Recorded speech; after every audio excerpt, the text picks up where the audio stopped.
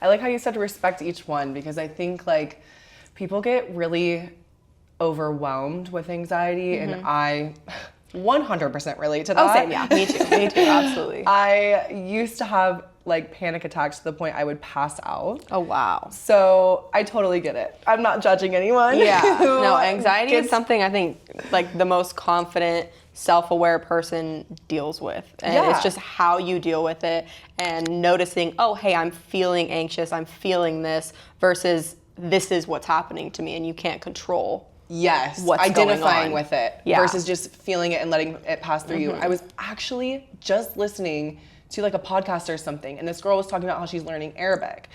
And she really loved the way that they talk about feeling. It's because when they're angry, they don't say, I'm angry. They don't say, I am this. They say, I have anger passing through me. Yeah.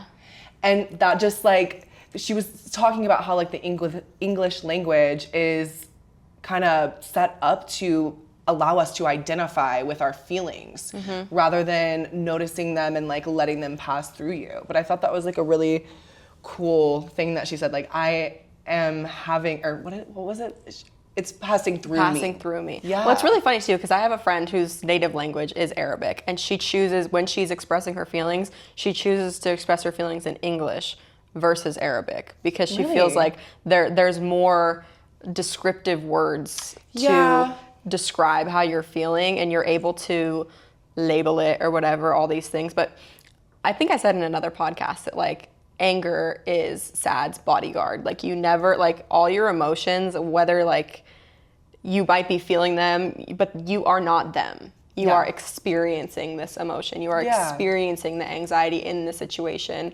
And most of the anxiety isn't actually the current issue, the current thing you're going through. It's something that you wish you could change about the past, or something that you're dreading for the future. And like if you try, like most of the things that you're anxious about don't ever happen. Well, like, they're not happening right now in the present either. But like anxiety, and the reason why people get so overwhelmed with it, I think, is because like our ancestors developed anxiety as an evolutionary tool, you know, because like there was real predators, you know, like there was real things in like our human past to be anxious and be like having all this like feeling towards, so that you know it's like a good idea to escape that situation. Like right? now we get the same like biological response as if there's like something chasing us in the wild too, we're late for work. Like literally, it's ridiculous. Like it's supposed to be like we evolved to this level of anxiety to keep us safe from actual predators. And we don't need that anymore. And we don't need that. But it's still in our like biological makeup that we just have this thing. So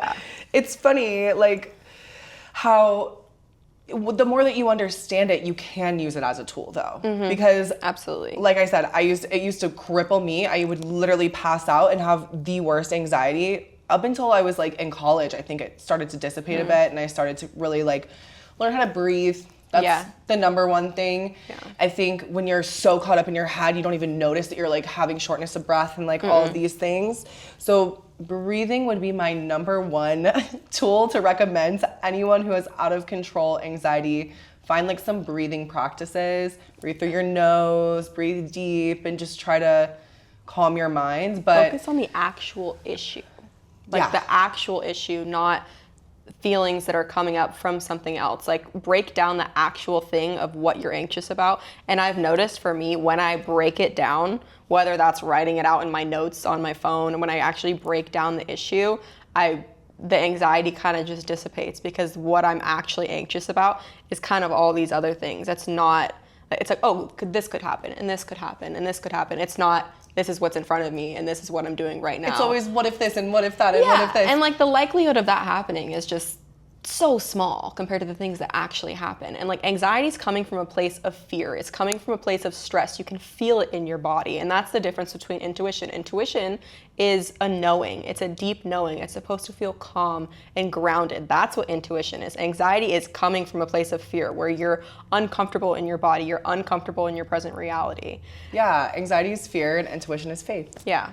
It's like putting your faith over your fear is what's going to allow you to have that dissipate, because you know, and we've talked about this before, but like just focusing on what you can control is so important. And I've heard this quote too, where like anxiety is living in the future and depression is living in the past. And so like when you're constantly focused on all of these future outcomes, like you were saying, you know, it is very overwhelming. So if you just, like you said, isolate the problem and then think about the best outcome. Yeah. Why like keep in your head and over repeat and all of these things, the worst other possibilities? Just think about the best one. And if it doesn't go that way, you gotta pick a different path and move a different direction. But if you just picture the best outcome, try to have faith in it, it will most likely go better than you expected. Yeah, well, and it might not changes go the your reality. best, but Changing that, you know, thought process of what can go right instead of what can go wrong. Yeah. Like that changes your whole reality. That changes your whole day. Just thinking of what could go right. And then maybe, you know, it doesn't happen exactly that way, but maybe something better happens. But if you're putting your focus and your energy into something going right versus something going wrong, it feels good. yeah. Like it When you're calms gonna your find nervous it. system. If you're looking for something bad, you're gonna find it. I think it was on like Joe Rogan or Theo Vaughn or something where someone asked, oh, like find all the green in the room. And then they looked around, found the green, and then it was like, okay, so how much red did you see? And they're like, I didn't look for red, so I didn't find any red. And it's like whatever you're looking for, you're gonna find, and whatever you're not focusing, you're gonna miss. You're just gonna miss it. And so it's way better to focus on the positive than the negative because most of the time it's not gonna be as negative as you think it is.